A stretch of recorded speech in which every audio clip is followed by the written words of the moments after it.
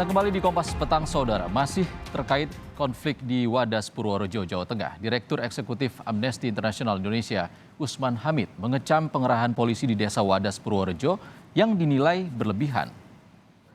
Usman menilai pemerintah pusat hingga daerah, dalam hal ini Presiden Jokowi dan Gubernur Jawa Tengah, Ganjar Pranowo, harus bertanggung jawab terkait pengerahan polisi di wilayah itu. Sementara itu, tenaga ahli utama kantor staf Presiden, Ali Muchtar Ngabalin, menilai pernyataan Amnesty soal tanggung jawab Jokowi di kasus Wadas terlalu tendensius.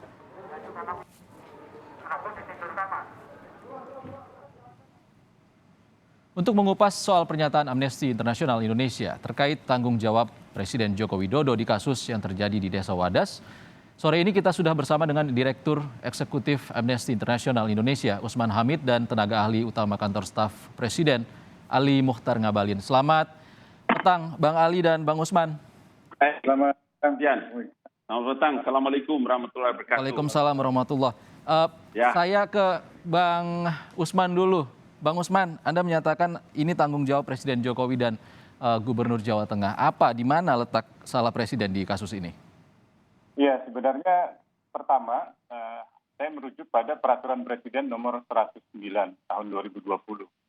Yang kedua, itu juga terkait dengan Peraturan Presiden Nomor 3 Tahun 2016. Keduanya itu berkenaan dengan percepatan pelaksanaan proyek strategis nasional, termasuk untuk proyek pembangunan bendungan bener di Kabupaten Purworejo di Jawa Tengah. Nah, apa yang terjadi di Desa Wadas, yaitu rencana untuk penambangan andesit, itu adalah penambangan untuk keperluan proyek bendungan bener tersebut. Karena itu saya melihat arahan dari Kementerian PUPR misalnya pada tanggal 3 Februari dalam surat resminya, itu surat nomor 0401 AG 3.4/45, itu meminta pengamanan pelaksanaan pengukuran di Desa Wadas Kabupaten Purworejo juga merupakan penjabaran dari peraturan Presiden tersebut. Demikian pula dengan surat Kementerian ATR BPN, Kementerian Agraria, di sana tertera nomor AT 0202-344306 bulan Februari tahun 2002, tanggal 4, itu juga perihal permohonan personel pengamanan pelaksanaan inventarisasi dan identifikasi di Desa Wadas. Jadi pengerahan pasukan di sana itu bukan murni misalnya inisiatif Kapolda atau inisiatif kepolisian tempat, apalagi sampai di tingkat desa, melainkan sebuah pelaksanaan untuk menjabarkan kebijakan di tingkat pusat. Nah, kenapa saya katakan bertanggung jawab?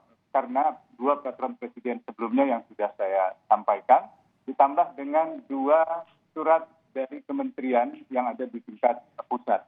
Nah, kenapa juga saya katakan gubernur bertanggung jawab? Karena gubernur pula yang banyak mengambil kebijakan terkait dengan pengadaan lahan atau usaha untuk melancarkan izin penambangan di Desa Wadas, yang sebenarnya sampai hari ini amdalnya juga belum keluar. Demikian pula juga beberapa surat yang pernah dikeluarkan oleh Gubernur Jawa Tengah dari mulai 2018, misalnya izin lingkungan, atau misalnya 2020, misalnya untuk SK nomor 90 tahun 41 tahun 2018, itu juga merupakan perpanjangan dari SK yang sebelumnya, ditambah dengan tahun 2001, 20, saya kira tanggal saya lupa tanggalnya persis, tapi itu juga merupakan satu petunjuk yang memperlihatkan bahwa apa yang terjadi di Desa Wadas itu bukan tanpa pengetahuan gubernur, melainkan juga penjabaran dari arah keputusan gubernur. Demikian pula dengan pertemuan dari Kepala Kantor BPN tempat dengan Kapolda yang meminta pasukan Bang Usman. pengamanan. Berarti yang Anda sorot di sini adalah pengerahan polisi hingga menimbulkan kericuhan juga di sana, dan juga penangkapan 64 ataupun 60 lebih warga Desa Wadas. Kita akan tanyakan kepada tenaga ahli utama KSP, Bang Ali. Bang Ali, ini jadi sorotan juga di masyarakat. Banyak yang mengatakan pihak kepolisian melakukan tindak kekerasan di sana hingga melakukan penangkapan. Seperti apa tanggapan Anda? Ya, pertama terima kasih ya. Beberapa statement dan beberapa pernyataan yang disampaikan oleh sahabat saya, Direktur Eksekutif Amnesty International. bahwa kalau kita menyoroti kekuatan kepolisian negara, ya, saya ingin mengatakan bahwa dalam lembaran berita negara Republik Indonesia itu peraturan Kepala Kepolisian Negara Republik Indonesia nomor 1 tahun 2009 jelas-jelas menyatakan dan mengatur tentang penggunaan kekuatan dalam tindakan kepolisian. Sehingga saya ingin mengatakan bahwa tidak ada satupun pasal dan ayat di situ kecuali menjelaskan bahwa fungsi dan kedudukan kepolisian negara itu adalah menjaga keamanan dan ketertiban nasional maupun menjaga keamanan dan ketertiban masyarakat. Karena polisi itu alat negara, maka ketika Badan Pertanahan Nasional, jangan lupa loh, luasnya tanah yang mau diukur atau luas yang mau diukur itu adalah lebih kurang sekitar 124 hektar. 124 hektar yang terjadi, ya, yang harus diurus. Dan petugas BPN itu lebih kurang 70 orang. Artinya apa? Tentu saja bahwa informasi intelijen, informasi kepolisian negara jauh lebih akurat daripada apa yang didapatkan di media sosial. Sehingga saya ingin mengatakan bahwa fungsi dan kedudukan kepolisian negara hadir dalam rangka pertama mencegah, mengamankan, melindungi, termasuk di dalamnya adalah keamanan petugas maupun eskalasi massa yang terjadi antara dua massa yang saling pro dan kontra. Itu pertama. Itu sebabnya kalau Bung Usman dan kawan-kawan dari Amnesty International harus melibatkan presiden, bertanggung jawab, saya kira tidak lebih dan tidak kurang saya mengatakan bahwa ini pernyataan yang sungguh sangat tendensius. Kawan saya Munardi itu dari Melabo. Kemudian ada kawan saya dari Kendari. 2 orang yang menelpon kepada saya sama satu lagi dari Miangas. Menelpon saya kemudian menanyakan apakah betul presiden punya wilayah tanah di situ? Apakah betul presiden ikut main tanah di sana? Maksud saya, Anda dapat dari mana? Coba Abang baca linknya. Itu ada pernyataan pertanggungjawaban. Yang maksud saya dengan pernyataan ini itu membuat satu makna yang bisa menyudutkan ruang publik dan membuat Bang Ali, maksud Anda artinya tidak ada tanggung jawab yang harus diemban oleh Presiden Jokowi terkait dengan ricu di Desa Wadas kemarin. Lalu saya ke Bang Usman. Bang Usman tendensius katanya. Ya tentu kalau dikatakan tendensius bisa saja itu benar kalau saya tidak punya dasarnya, kalau saya tidak ada penjelasannya. Tadi saya sudah sebutkan 2 peraturan presiden, nomor 109 tahun 2020, dan juga satu lagi nomor 3 tahun 2016, itu seluruhnya berisi tentang percepatan pelaksanaan proyek strategis nasional, termasuk bendungan bener di Kabupaten Purworejo, di mana salah satu bahan untuk membangun bendungan bener tersebut itu diambil rencananya dari tambang di Desa Wadas. Jadi saya tidak mengatakan presiden bermain tanah atau bermain misalnya kepentingan bisnis tanah. Saya tidak mengatakan itu sama sekali, melainkan ada kebijakan presiden untuk percepatan pelaksanaan proyek strategis nasional bendungan bener, sehingga membuat kementerian-kementerian seperti PUPR atau ATR BPN sampai dengan gubernur, termasuk juga kepala BPN tempat dan juga kepala Kapolda misalnya, menjabarkannya dengan tindakan salah satunya dengan pengerahan pengamanan yang kemarin. Nah, apa yang saya maksud dengan harus bertanggung jawab adalah misalnya presiden menginstruksikan Kapolri untuk membebaskan seluruh warga yang ditangkap, termasuk juga menghapuskan atau mencabut pasal-pasal yang dipakai di dalam penyidikan. Karena bukan hanya pasal-pasal yang ringan yang hukumannya di bawah 5 tahun penjara, tetapi juga terdapat beberapa pasal seperti pasal 14, 15 dari Undang-Undang Nomor 1 tahun 46 yang bisa mengandung konsekuensi penahanan karena ancamannya itu sekitar 10 tahun. Tanggung jawab lainnya juga adalah tarik pasukan dari desa agar warga bisa berkegiatan seperti normal kembali, bertani, memberi makan ternak, banyak ternak yang belum diberi makan, beribadah, atau anak-anak bisa bermain kembali. Tanggung jawab lainnya adalah hentikan pencarian warga yang kini Oke, Bang berusaha Usman. menyelamatkan diri dan seterusnya. Jadi ada banyak tanggung jawab yang Bang bisa Usman, proyek dilakukan. strategis nasional ini adalah hal lain dan juga kekerasan yang terjadi kemarin adalah hal lain. Kenapa tidak pihak kepolisian ataupun pemerintah daerah saja yang jadi bertanggung jawab? Tentu tanggung jawabnya bisa dijabarkan dengan beberapa tahap. Secara politik kebijakan yang saya maksud tanggung jawab itu ada pada presiden dan gubernur sebagai wakil dari pemerintah pusat.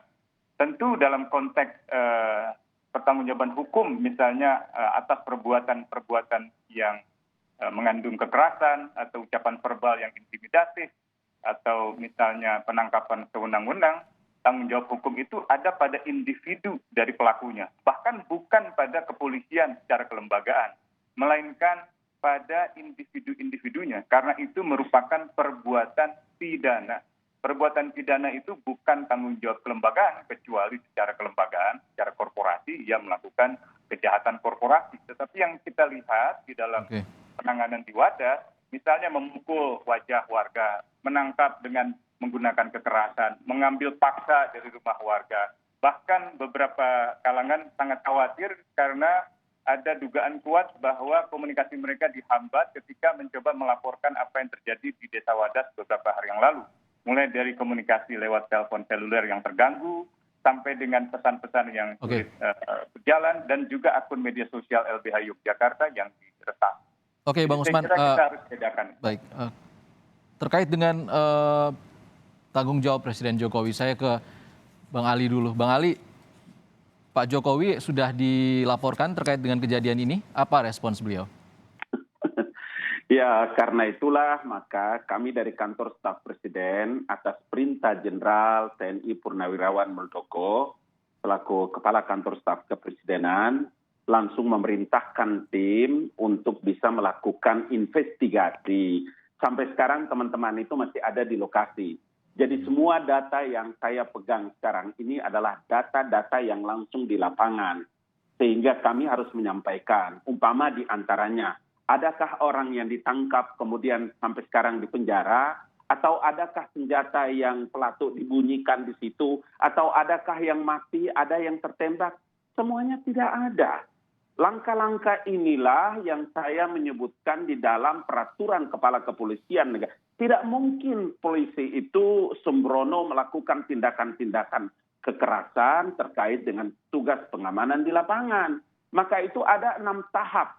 Salah satu tahap yang ingin saya bacakan secara jelas, itu di huruf F dari peraturan Kepala Kepolisian negara itu menjelaskan kendali dengan menggunakan senjata api atau alat lain yang menghentikan tindakan atau perilaku pelaku kejahatan atau tersangka yang ada di lapangan kemudian menyebabkan hal-hal yang terjadi atau tersangka atau eskalasi massa yang besar.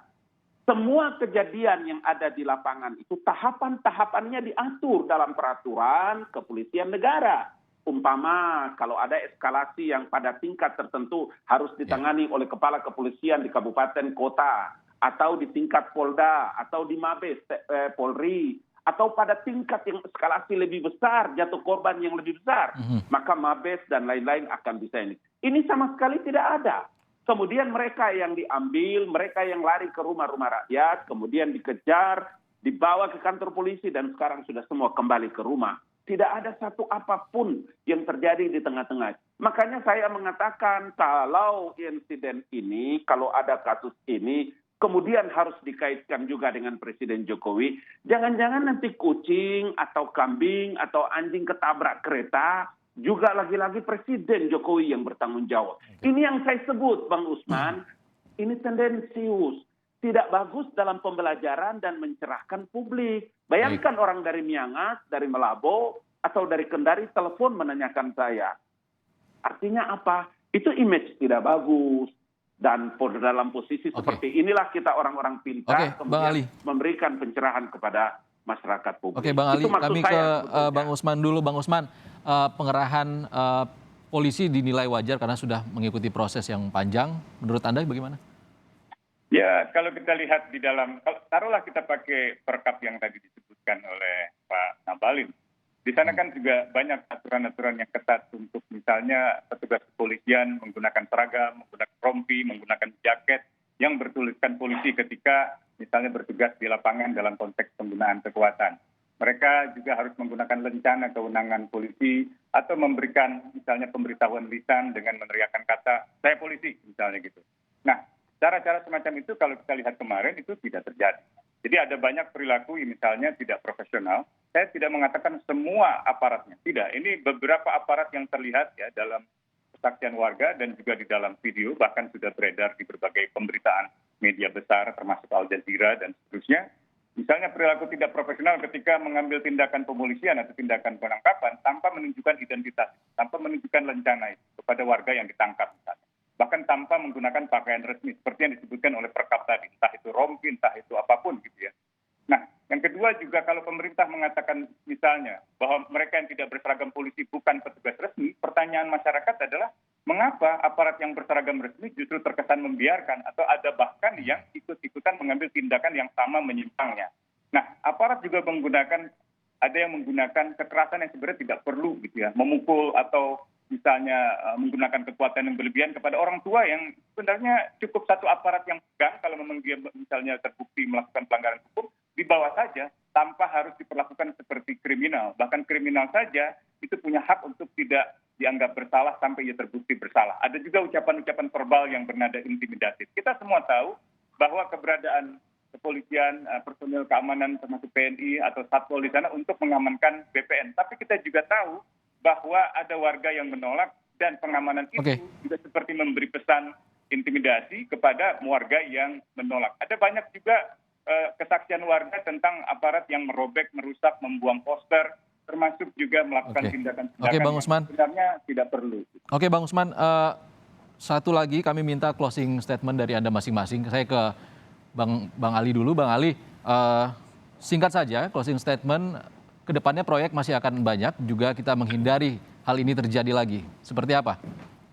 Dua hal. Hal yang pertama dulu bahwa saya ingin mengatakan bahwa tim KSP bertemu dengan kepala kepolisian daerah Jawa Tengah, kemudian dengan Polres dan beberapa yang ada di sekitar situ dan pemangku kuasa kepentingan keamanan. Itu pertama ya. Data-data itu semua kami terima secara resmi dan tim juga melakukan komunikasi dan wawancara masyarakat antara pro dan kontra. Data-data yang tadi dikemukakan oleh Brother Usman tidak ditemukan di lapangan. Ya, itu pertama. Yang kedua, dua hal yang menjadi insiden besar di tengah-tengah apa yang bergejolak kemarin itu adalah antara masyarakat yang pro dan kontra terhadap lahan-lahan mereka yang telah mereka setuju untuk digunakan sebagai proyek strategi nasional. Apa yang saya mau katakan bahwa proyek ini diperuntukkan bagi masyarakat yang ada di desa, di provinsi, dan khususnya yang ada di Jawa Tengah. Bang Ali. Disitulah maka Presiden Jokowi memiliki ketetapan hati untuk menjalankan. Kita gantian ke Bang Usman sebagai closing statement-nya. Silakan Bang Usman. Saya kira warga tidak menolak pembangunan proyek strategis nasional. Dan itu bukan berada di Desa Wadas. Itu ada di Desa Bener, di Bendungan Bener. Yang mereka tolak adalah penambangan di desa mereka. Yang kedua, rasanya pemerintah perlu merumuskan satu kebijakan resolusi konflik yang berperi kemanusiaan dengan menempatkan dialog musyawarah yang bermakna dengan masyarakat setempat sampai adanya persetujuan. Kalau belum ada persetujuan, dialoglah terus, tidak perlu menggunakan kekuatan apalagi kekerasan. Demikian. Kita sama-sama berharap ke depannya nanti penyelesaian masalah lebih membuka lagi pintu dialog. Terima kasih. Direktur Amnesty International Indonesia Usman Hamid dan tenaga ahli utama KSP Ali Muhtar Ngabalin. Terima kasih sudah bergabung di Kompas TV.